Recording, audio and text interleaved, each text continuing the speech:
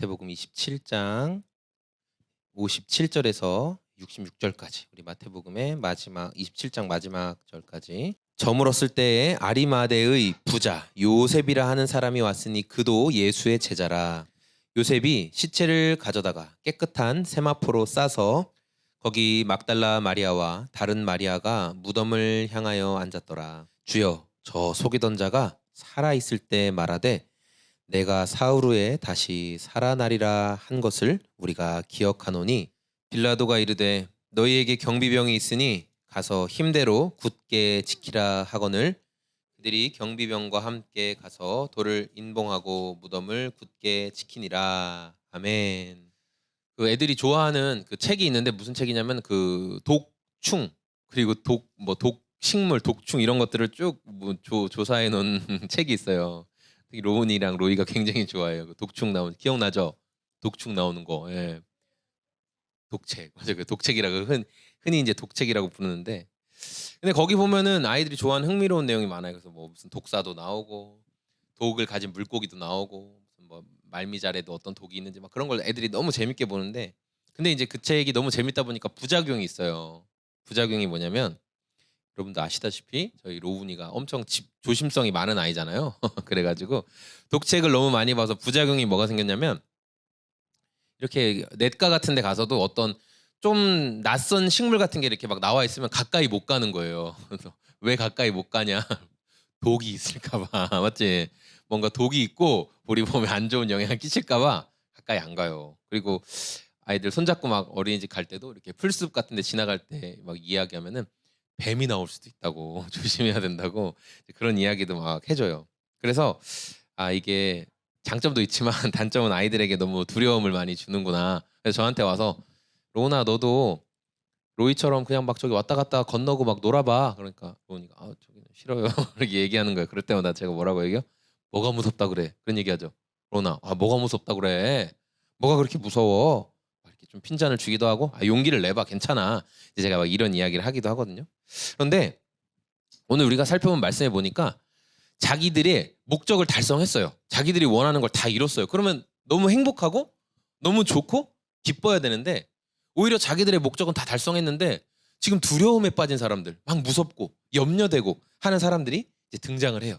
그래서 그 사람들이 어떤 사람인지 로운이 잘 들어보세요. 네. 예수님께서 십자가에서 우리 모든 인류의 죄를 다 담당하시고 죽으셨어요. 모든 인류의 죄를 담당하셨어요. 이미 예수님의 영혼이 떠났습니다. 예수님의 영혼이 떠나시니라 우리가 말씀을 통해 읽어봤잖아요. 그런데도 이제 예수님의 이제 돌아가신 몸은 십자가에 좀 계속 달려 있었어요. 그래서 이제 그 시간이 쭉 지나서 지금 해가 지려고 하는 그런 시간이 지금 다가오고 있었어요. 해질녘에. 그때 아리마대 출신, 아리마대란 지역이 있는데 거기 출신의 요셉이라는 사람이 빌라도 총독 앞에 서가지고 이야기를 한 거예요. 예수님의 시체를 달라. 내가 예수님의 시체를 장례를 치르겠다. 그러니까 예수님의 시체를 저에게 내려주세요. 이렇게 이야기를 했어요. 빌라도는 요셉의 요구를 듣고 예수님의 시체를 내려다 줍니다. 요셉은 깨끗한 세마포를 준비해서, 우리로 치면 수의 같은 거죠. 깨끗한 이 세마포를 준비해서 예수님의 시신을 이제 정성스럽게 다 닦고 이렇게 몸을 정리하고 거기에 세마포를 쫙 입혀놔요. 그리고 어떻게 했냐면은 자신의 무덤에 예수님의 시신을 모셔드립니다. 그리고 마태복음에는 기록되지 않았지만 요한복음이나 다른 사복음서에 보면 거기에는 니고데모라는 사람도 아주 값비싼 향유를 가지고 왔었고, 또 많은 여성 제자들도 예수님 곁에 장례 치르는데 함께 있었어요. 그리고 요셉이 이제 장례가 끝난 뒤에 아까 말한 것처럼 한 번도 아무도 장사 치르지 않은 자기를 위해 준비해 놓은 무덤.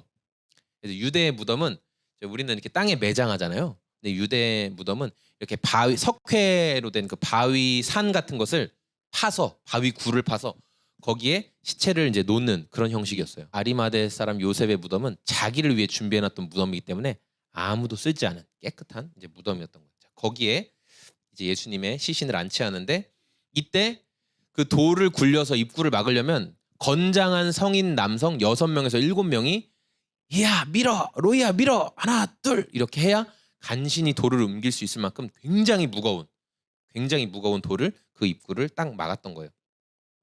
이렇게 장례도 끝나고 돌 무덤도 다 입구도 막히고 사람들은 이제 장소를 떠나게 됐어요. 그럼 이제 다 끝난 거죠. 끝났어요. 네. 62절 말씀, 이제 하루가 지난 거죠. 그 다음날 62절 말씀을 보니까 대제사장들과 바리새인들이 빌라도를 찾아가서 이상한 요구를 하는 거예요. 뭐냐면 예수가 이보시오 빌라도 총독 예수가 자기가 죽은 뒤에 다시 뭐 한다고 했어요? 살아날 거라고 했어요.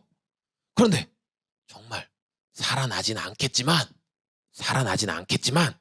그러나 예수의 제자들이 와서 무덤에 있는 시체를 몰래 훔쳐간 뒤에 저거 봐요.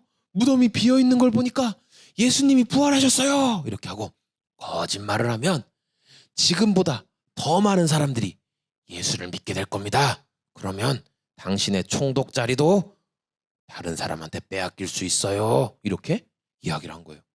그러면서 뭐라고 얘기했어요? 그런 일이 벌어지지 않게 예수님의 무덤 주위를 군인들을 동원해서 촥 지키게 하고, 그리고 그 무덤 입구에 오늘 한자로 봉인 들어봤어? 봉인 해제 알지? 봉인이라는 거는 떼지 못하도록 탁 막아놓는다는 거야. 그거를 떼지 못하도록 무덤 돌 문을 열지 못하도록 아무도 가까이 가지 못하도록 탁 봉인을 해달라, 이런 이상한 요구를 했어요. 예수님을 십자가에 달아서 죽게 만들려고 하던 종교 지도자들은 자기들 계획대로 완전히 성공했죠. 예수님을 죽였잖아요. 그렇죠? 예수님 십자가에서 죽으셨잖아요. 그래서 자기들 목적을 이루기 위해 수단 방법을 가리지 않고 해서 다 성공을 했어요. 유대의 총독 빌라도도 바리새인과 종교 지도자들의 계략을 어떻게 할 수가 없었어요. 그것을 따라줄 수밖에 없는 상황이었어요. 자, 예수님이 무덤에서 장사되고 이제 모든 일은 다 끝났다, 우리가 성공했다, 이렇게 생각할 수 있는데 종교 지도자들의 마음 가운데 두려운 마음이 생겼어요. 뭔가 무서운 마음이 살살 올라오기 시작했어요. 그래서 빌라도 총독에게 가서 무덤을 지킬 군인들도 세워주시고 무덤을 봉인도 해주세요, 이렇게 이야기를 했던 거죠. 여러분, 오늘 이 말씀을 통해서 우리가 뭘 알 수 있어요? 자기의 계획대로 자기의 계략대로 사는 인간은 늘 불안하다는 거예요. 늘 불안해요. 이루어져도 그게 불안합니다. 그런데 반대로 예수님이 돌아가신 뒤에 더욱더 담대해진 사람들이 나타나요. 예수님이 오히려 돌아가신 뒤에 더 용기를 낸 사람들이 등장하죠. 그들은 예수님을 진정으로 의지한 제자들이었기 때문에 오히려 더 담대하고 용기를 낼 수 있었던 거예요. 저는 오늘 말씀을 통해서 자기들의 목적이 이루어졌지만 여전히 불안해하던 종교 지도자들의 모습과 또 예수님이 죽으신 이후에, 예수님이 돌아가신 이후에 더 용기가 있고 더 담대했던 제자들의 모습을 살펴보면서 우리들, 예수님을 지금 믿고 있는 우리들이 어떻게 누구를 끝까지 의지하고 꼭 붙들고, 우리 로이가 좋아하는 거, 나 꼭 붙들 거야 누구를 꼭 붙들어야 되는지 말씀을 통해 같이 한번 나눠보려고 해요.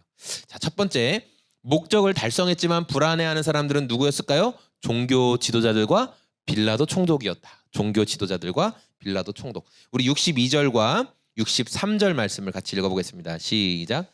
이날이 언제냐고 하냐면은 준비일 다음 날이래요. 그래서 여기서 준비하는 걸 무엇을 준비하냐면 안식일과 유월절, 이때가 가장 큰 명절이었던 유월절과 안식일이 공교롭게도 같은 날이었어요. 그러니까 굉장히 특별한 날이었던 거죠, 그 날이. 그래서 예수님이 돌아가신 날, 그리고 그 다음이 이제 유월절이면서 동시에 안식일인 날이었어요. 그 날이 된 거예요. 근데 이들이 빌라도 총독을 찾아갔어요. 그래서 했던 말이 뭐냐면은 예수의 이제 시체를 다 지켜야 된다, 이제 이런 얘기를 하죠. 근데 여러분 이상하지 않으세요? 왜냐하면 우리가 지난번에 살펴봤지만 이 사람들이 예수님을 처음 끌고 빌라도 총독 앞에 갔을 때 그때 관저 안으로 들어갔다고 했어요? 안 들어갔다고 했어요? 혹시 기억나세요? 맞아요. 안 들어갔어요. 로이야, 정확해요. 이 사람들이 안 들어갔던 이유도 성경은 말하고 있죠. 왜냐하면 안식일과 유월절을 거룩하게 지키려고. 자기 몸이 이방인인 이 빌라도 총독하고 가까이 가면 더러워진다, 정결하게 지켜야 되는데, 그래서 예수님을 고발하는 자리에서는 자기들은 바깥 뜰에서 머물고 있었어요. 그러니까 이 사람들은 너무나 지금 신기한 거는 유월절이고 안식일이면 그날도 자신들의 몸을 정결하게 지켜야 되는 게 맞는데 지금은 빌라도의 관저 안으로 들어갔대요.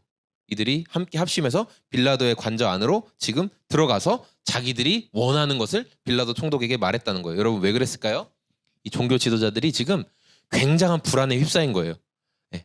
그러니까 뭐 율법이고 뭐고 지금 지킬 것도 없고 일단 이것부터 빨리 끝내놔야 돼, 이런 마음으로 빌라도 앞에 들어간 거죠. 그게 왜 그랬냐면 그 불안함이 뭐였냐면 63절에 나온 것처럼 예수님이 내가 부활할 것이다. 내가 다시 살아날 것이다. 이 말씀이 지금 두려움으로 점점 마음 가운데 두근두근 올라오기 시작한 거예요. 종교 지도자들은 지금 예수님을 뭐라고 했어요? 저 속이는 자가, 주여 저 속이던 자가 라고 이야기하는데, 여기서 이 속이던 자라는 말의 원어적 의미는 잘못된 길로 인도하는 사람, 사람들을 미혹시키는 사람, 이거를 속이는 자라고 이야기하고 있어요. 종교 지도자들은 예수님에 대해서 지금 뭐라고 얘기하는 거냐면, 저 예수는 자기도 가는 길을 모르면서 다른 사람들을 잘못된 길로 이끌고 가고 있는 사람이야. 그러니까 종교 지도자들이 예수님을 죽인 거죠. 저자를 계속 살려두면 우리 이스라엘 백성들을 이상한 길로 인도할 거야. 그러니까 저자는 죽어야 돼. 그들은 그렇게 이야기를 한 거예요.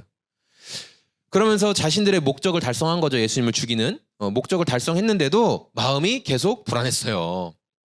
만약 예수님이 한 말이 사실이라면 하루 돌아가시고 하루 이틀 3일 뒤에 예수님이 부활하신다고 했어요. 그 말이 생각이 난 거예요. 계속 마음 가운데. 얼마나 불안해요.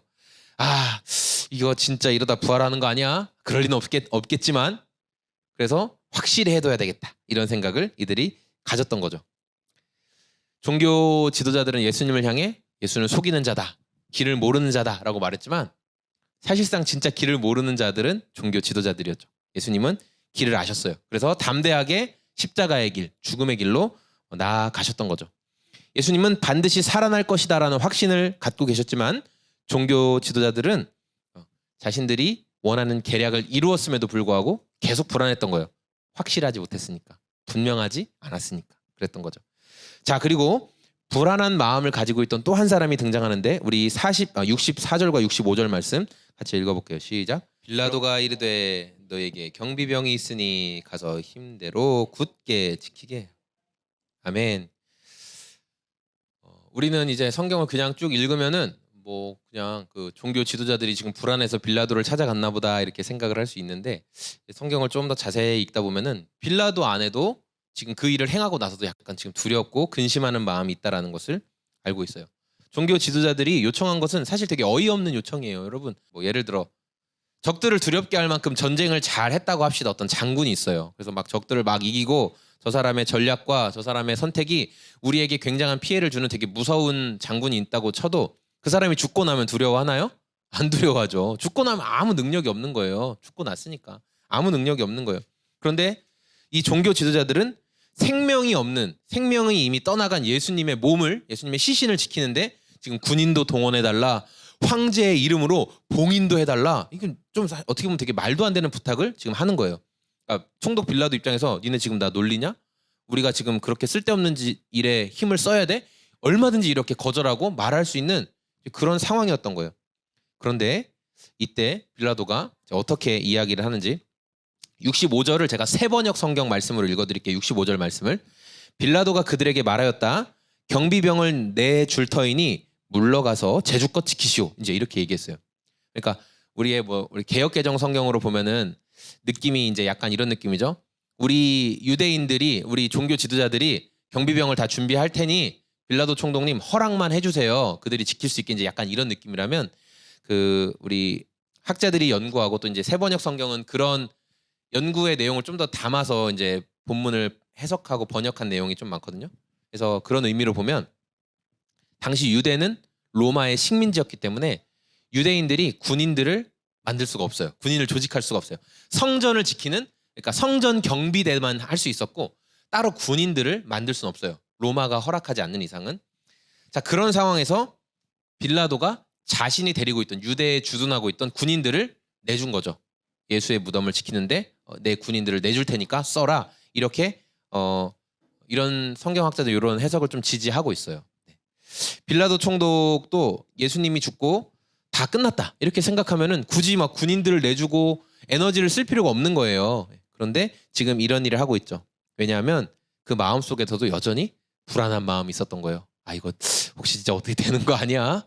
아, 사실 저거 무죄한 사람인데, 예수는 무죄한데 내가 저 유대 지도자들, 저놈들, 저거 아주 꾼들, 정치꾼들한테 내가 속아가지고 어쩔 수 없이 선택을 하긴 했는데 마음에 불안한 마음이 있었던 거죠. 원하는 대로 계획을 이루었지만, 목적을 달성했지만 여전히 인간의 마음 가운데 이런 불안한 마음이 있는 거예요. 그런데 이번에는 오히려 예수님이 돌아가신 후에 더 담대해진 사람들의 모습을 살펴볼 수 있어요. 누구냐면 아리마대 출신 요셉과 그리고 여성 제자들, 또 뭐 니고데모 같은 사람들이죠. 우리 57절과 58절 말씀을 같이 한번 읽어보겠습니다. 시작. 저물었을 때에 아리마대의 부자 요셉이라 하는 사람이 왔으니 그도 예수의 제자라. 빌라도에게 가서 예수의 시체를 달라 하니 이에 빌라도가 내주라 명령하거늘. 우리 61절도 같이 읽어볼게요. 시작. 거기 막달라 마리아와 다른 마리아가 무덤을 향하여 앉았더라. 아멘. 예수님의 제자들은 항상 가난하고 어려운 사람만 있었던 것은 아니었어요. 성경을 보면은 예수님의 제자들 중에도 사회적 지위가 높고 또 심지어 부자들도 있었고 이제 그런 것들을 볼 수 있어요. 그 중에 이제 아리마대 출신 요셉이라는 사람이 등장하는데 이 요셉은 마태는 그가 부자였다 이렇게 기록하고 있어요. 마태는 이 아리마대 출신 요셉이 굉장히 부자였다라고 기록을 분명히 하고 있습니다. 그래서 그는 자신만을 위한 무덤을 준비할 수 있을 정도로 재력이 있었고, 그러니까 그 산이 내 거여야 되는 거예요. 저도 참 산을 사고 싶은데요.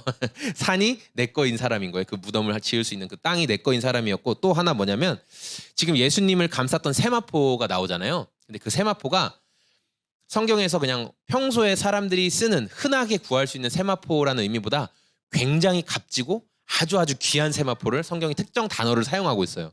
그러니까 지금 요셉이 준비한 세마포는 아주 특별하고 비싼 거예요. 그러니까 예수님을 위해 그 정도 비싼 것들을 준비할 수 있는 사람이었다는 거죠.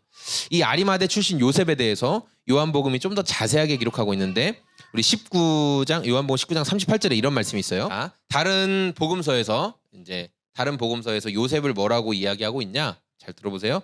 사내들인 공회의 공회원이다. 사내들인이라는 유대의 그 의결기관 공회의 공회원이고 하나님의 나라를 기다리는 사람이다. 선하고 의로운 사람이 요셉이다라고 성경은 기록하고 있어요. 네. 그러니까 요셉은 부자였고 사내들인 공회의 공회원이었고, 그러니까 사람들에게 굉장히 신망받고 존경받는 위치였으며 돈도 많았다는 거예요. 이런 사람이 생전에 예수님이 살아계실 때 분명히 어떤 믿음이 들어왔어요. 그 안에 예수님을 향한 믿음이 들어왔는데 그때는 자기가 유대의 공회원이니까 예수를 믿는다, 내가 예수의 제자다 이렇게 말을 못했던 거예요. 그 당시에는. 그런데 예수님이 돌아가시고 나서 오히려 그 믿음이 분명해진 거예요. 예수님의 죽으심을 경험하면서. 그래서 그가 빌라도 총독 앞으로 나아가서 예수님의 시체를 달라 이렇게 요구를 한 거죠. 또 원어적인 그 표현에서 보면은 요셉이 빌라도 총독에게 예수님의 시체를 주세요, 뭐 제발 주세요 막 이렇게 여러 번 막 부탁하면서 한 게 아니라 단 한 번 담대하게 말했고 빌라도도 한 번에 가져가라 이제 이렇게 이야기한 내용이 담겨 있어요. 주를 위해서 목숨을 바치겠습니다 라고 말했던 제자 로우나 혹시 기억나요? 나 예수님을 위해 목숨을 바치겠습니다. 누구? 베드로, 베돌호 아저씨. 베드로와 또 나머지 10명의 제자들, 유다는 뭐 이미 도망갔으니까 나머지 10명의 제자들 다 어떻게 했어요? 예수님을 위해 죽을 거예요, 저희도 그럴 거예요 라고 다 말했지만 다 도망갔죠. 다 도망갔어요. 뭐 물론 요한이 그 자리에 있었지만 요한도 막 우리 선생님 건들지 마세요 이 나쁜 놈들아 이렇게 하진 않았어요. 그냥 묵묵히 예수님의 어머니 마리아 옆에서 그냥 예수님이 돌아가시는 것을 지켜봤죠. 이렇게 예수님을 위해서 목숨을 바치겠습니다 라고 외쳤던 모든 제자들은 다 도망갔어요. 그런데 오히려 숨어있던 제자들이 나와서 예수님의 장례를 치러드려요. 예수님의 시신을 거두고 장례를 치러드립니다.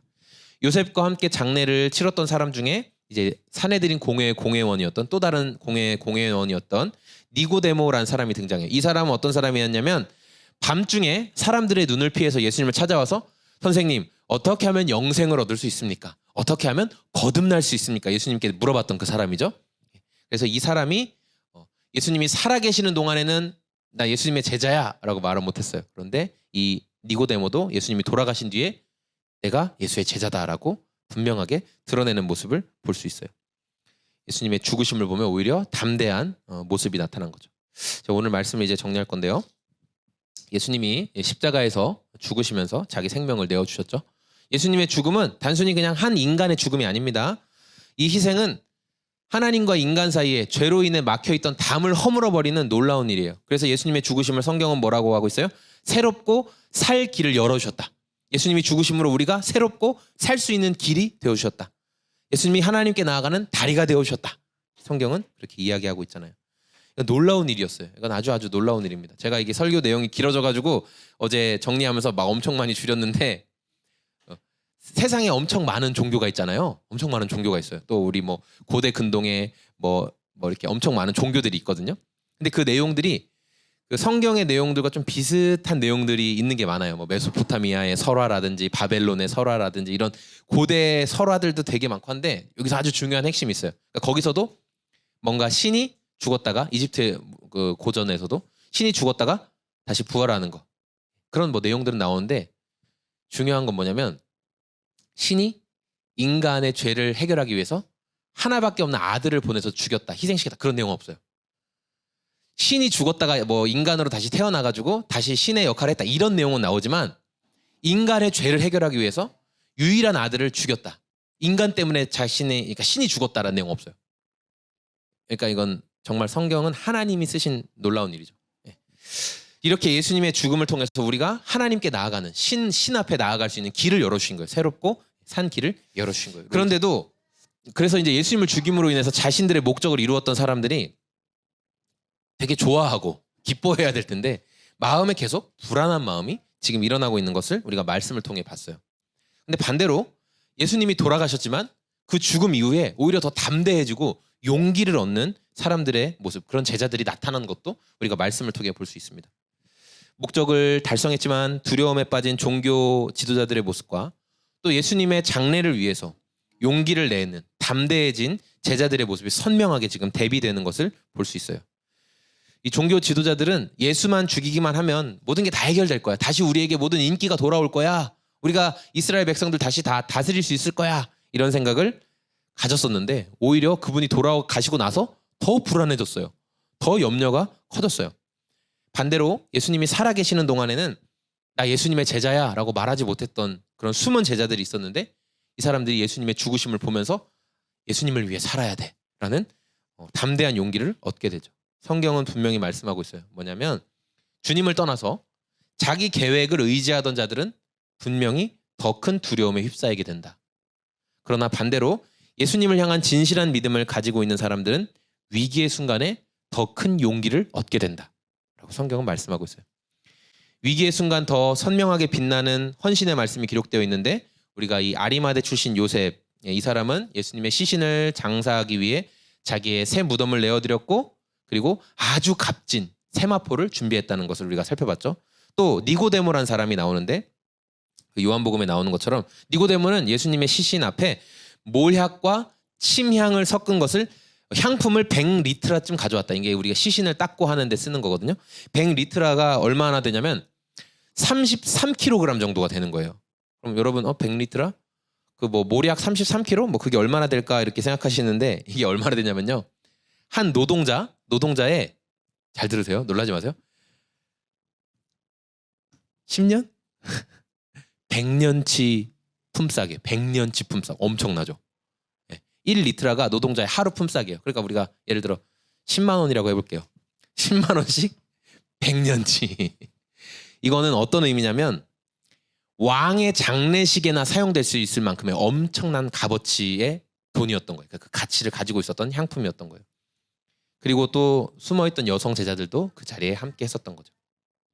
예수님의 죽음이 이들에게 분명한 확신을 준 거예요. 이제 더 이상 내가 예수님의 제자라는 거 숨기지 않을 거야. 이제 내가 드러내고 말할 거야. 그러면서 헌신으로 나타난 거예요. 자신의 것을 내어드리는 헌신으로 보여주었던 거죠.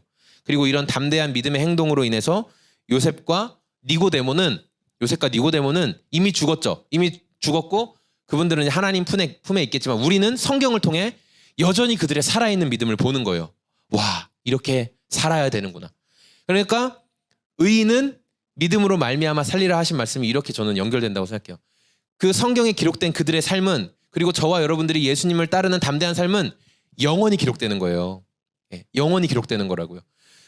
우리 부모님들의 신앙을 보면서 자녀들이 영원히 기억하는 거예요. 그리고 그 자녀의 신앙을 보면서 또 그 자녀의 자녀가 영원히 기억하는 거예요. 저렇게 살아야 돼.